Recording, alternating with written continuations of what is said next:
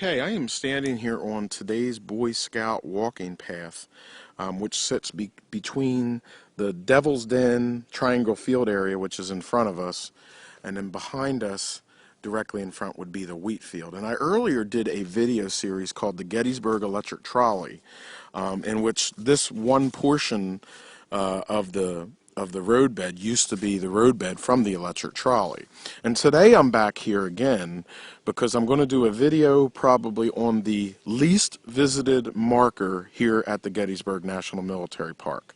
And that's going to be the Henry V. Fuller marker, which he was a captain in the 64th New York Volunteers. And this is a monument, or a marker rather, that is very little visited. People don't know that it's even here, or even the ones that do come out and try to find it. I myself had even looked for it for 3 or 4 years on my own before I was able to finally locate it. And a lot of people have asked me about this marker, so we're going to take you there today and show you how to get there. If you desire to see the marker, your best bet would be to go and park over here on the road near the trolley path. There's a Confederate brigade marker just outside here near the Triangle Field area, or even better yet, off of Diachapran Avenue in the wheat field. And then what you would want to do, there's 2 footbridges. There's one on this side and there's one on this side. So no matter which way you come from, you're going to cross 1 footbridge. I recommend coming from the wheat field side. You would cross the footbridge, and then you're going to see a large felled tree, which you can see here in the distance. You're going to pass that, and you're going to come to about the spot where I'm standing now, and you're going to see a little clearing in the woods. And what you want to do, you want to look for this particular boulder. It's a flat boulder that sits here on the ground. And also there's a rotted out dead tree stump sits right here. When you get to the spot, what looks like a little footpath, you're just going to basically follow it. And then when you do, there's some spider webs, so you have to kind of be careful of them. But you just take this back. Now, again, Henry V. Fuller on July 2nd was part of Brooks' brigade, John Rutter Brooke, and we did videos on the wheat field. We did videos on the 53rd Pennsylvania, who was under John R. Brooks' brigade. And Fuller was killed here. And after he was killed on Rutter's retreat, his body stayed out here for 2 days before it was found. And then, of course, the men of his regiment came back here and dedicated this marker. And because it sits out here in this wooded area today, which was part of the wheat field, it's very hard to find. Most people don't get to see this marker. So again, we're continuing to follow this little footpath, and it's going to take you right over by the run. And here it is. It's about 70 yards from the footpath that we just left. And it reads, Captain Henry V. Fuller, Company F, 64th New York Infantry, killed on July 2nd, 1863. And then just behind it is the run. And then, of course, in the distance over here in the clearing, you can also see the wheat field. So again, park over somewhere in the vicinity of the wheat field, take the old trolley bed path, past the footbridge, past the felled tree, and then back in this direction through a small path. And if you go past the run, you went too far. You're going to see the marker here sitting just at the edge of the run. This has been the marker for Captain Henry V. Fuller, part of Secrets of the Battlefield here on Gettysburg Battlefield Facebook. V. Fuller Rock Part 2. And I've tried to give you a better location of how to find it. The best spot would be to come off the Devil's Den area and then make a left onto Brook Avenue. Now once you come to Brook Avenue, you're going to come to this area, which is the Boy Scout walking path and the old Gettysburg Electric Trolley. And you're going to see this sign here that says Brook Avenue. If you stand with your back toward this sign and take a regular pace step, you're going to go 137 paces, and you should be standing on top of the first footbridge. Okay. After you get to that first footbridge, you're going to take an additional 78 paces. And that should take you to the spot that I started the video in, where I took you back to the Henry V. Fuller mark. So this should be a little bit of a help. Start at the Brook Avenue sign, take 137 paces, and that should put you in the center of the footbridge. It should also gauge your paces versus my paces. So once you get to the center of that first footbridge, you can reset and count the 78. When you get to 78 at that point, you should see that little flat rock on your side. And then, of course, you can go back about 70 yards, and you'll see that little footpath, and you'll see the Henry V. Fuller marker, which is one of the least visited markers on the Gettysburg National Military Park. This has been the Henry V. Fuller marker, Part 2, on Gettysburg Battlefield Facebook. I'm standing here on the eastern, heavily wooded slope of Big Round Top, and I'm looking at the Sphinx Rocks. This rock has eluded me for about 12 years now. I heard of it through legend, and it's really hard to see right now because of the overgrowth, but it's got this huge boulder that sits on a real narrow base, and then it has a bigger base at the bottom. And it kind of resembles the Sphinx in Egypt. And it's just a very strange rock formation that's here on the eastern slope of Big Round Top. And it's really hard to get to. It's off the old walking trail here on the battlefield. And I was able finally to find I knocked away some branches today. And just a little bit on how to get here if you decide to come out here. And if you do, be careful. It's a very steep, rocky ground, and if you step just a foot or two in front of you, you go straight down.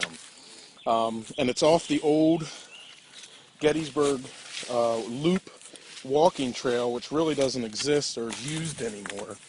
And you can see where I cut down some branches here with my walking stick just to get here. And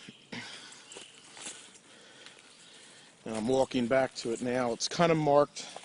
If you walk the walking trail and you come to this large log here, you'll barely see it in the distance through the woods. It's probably a lot easier to see in the wintertime. I'm going to walk back on the trail now the way I came to give you an idea on how to get here.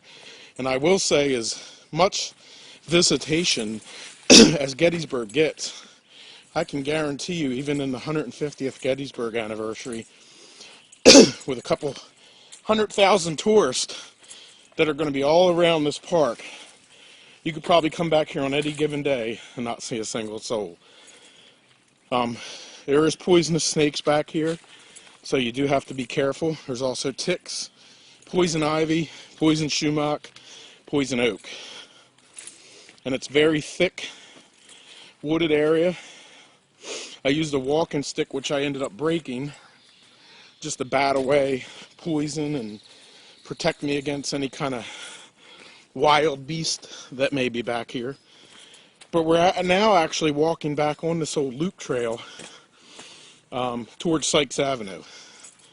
And I'll finish this video by walking back.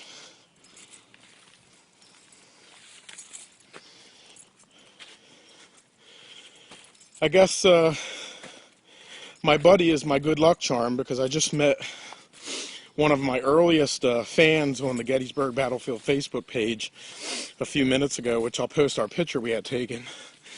And I told him I was looking for this Sphinx rock, which had eluded me for 12 years. And then after meeting and talking to him for about a half an hour, I come back here and found it. So I guess he's my good luck charm. Now we're walking back, and just up here in the distance, you're going to see one of the old loop trail signs that's back here in the woods. It looks like it's been, back here for a while. Hasn't been trimmed around or anything, so it's starting to decay.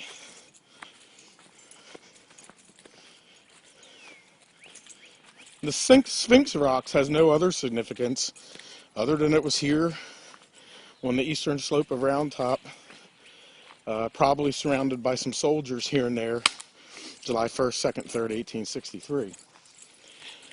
And this intersection here, if we turn this way, there's the old loop trail sign here in the woods.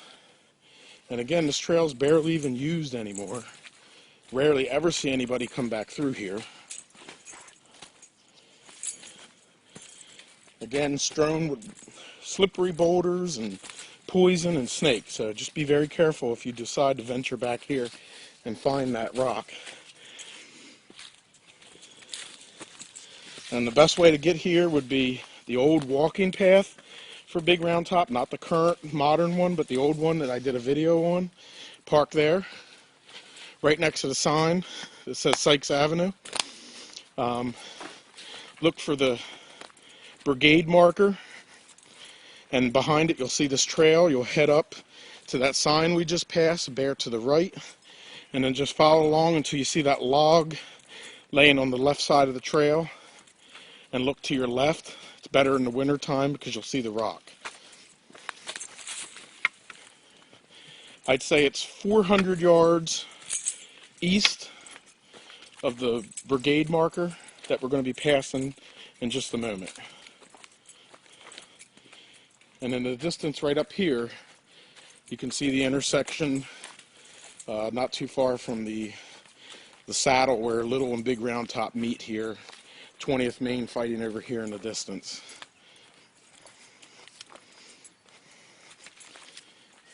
And here we come to the brigade marker, and then down in front, Sykes Avenue.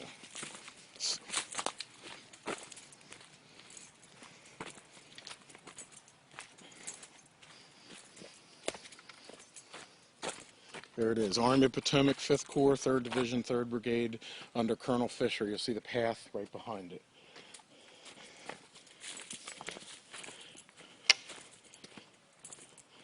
And over here is the old walking trail, which I did a video on. Goes up to Big Round Top, rather. And then one of the only all-metal monuments here on the Gettysburg battlefield. And this is where you want to park your car, right here, near the 39th Pennsylvania Infantry, which is the 10th Pennsylvania Reserves Monument. And again, walk past that brigade marker, follow the trail back. When the road comes to a split, bear to the right. Look for the fallen log about 200 yards on your left, and then make an extreme left, and you'll find what took me about 12 years to find. That is the Sphinx Rock. This has been Secret to the Battlefield, the Sphinx Rock, on Gettysburg Battlefield Facebook. Okay, I am standing here at Racehorse Alley on North Stratton Street. And here's a sign for Racehorse Alley's parking plaza, which is our public parking plaza, which sits on Racehorse Alley. Now, from North Stratton Street, if we turn on the alley here, this goes westbound toward the town circle, and then eastbound. Now, eastbound in that direction would be York, Pennsylvania, and then westbound, of course, would be Chambersburg. Out here, which is our modern Route 30, is the Chambersburg and York Road. In 1863, it was the Chambersburg and York Pike, of course. Now, one of the secrets about Gettysburg is about Racehorse Alley itself. Racehorse Alley does go back to the Civil War, but the way it got its name, it's kind of one of those strange stories. Have you ever told a story to a friend or a family member and where you state, oh, when I was younger, I got away with murder. I did this when I was younger. I took a car and crashed it into my neighbor's driveway. I used to drive around with no insurance, and I went to school and smoked a cigarette in the back of the classroom. And you couldn't do something like that today. You ever told a story like that? Well, Racehorse Alley is kind of a story such as that. Back around the time of the Civil War, the Circle, which today has the Gettysburg Hotel, it was called McClellan's Hotel, McClellan's House, McClellan Tavern. And a man named John H. McClellan owned and operated it. Now, one of the weaknesses that McClellan had was he liked fast horses, or racehorses. It would be the equivalent of today of someone that likes fast cars, Corvettes, Stingrays, Mustang, Porsche. But this man had a need for speed. And what John McClellan used to do is he used to take his racehorses and he would go eastbound to westbound and then westbound to eastbound on the York Chambersburg Pike, racing up the county streets on his horses, sometimes bringing a friend with him and having a horse race. Now, of course, today, if you were to do that in your motor vehicle, you would be pulled over and ticketed and fined and maybe imprisoned by the police. But back then, the laws were not like they were today. And what they did back then, they had a town council meeting where they brought up this problem of Mr. McClellan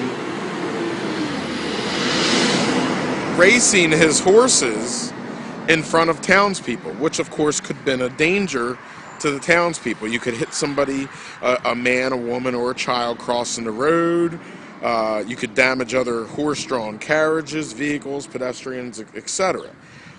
So the council meeting, they formed a compromise with Mr. McClellan and told him that he was allowed to race his horses in this alley behind what is the York Chambersburg Pike.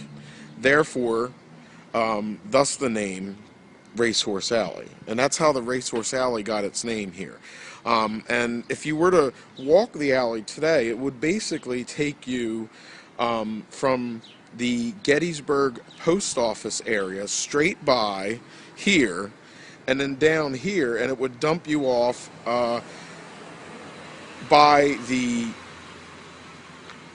4th Street. So it basically goes from 4th Street to the east down toward the post office here to the west. So it's a good parcel of land to race a horse on. And of course, back during the Civil War and just previous to the Civil War, this was a dirt alley.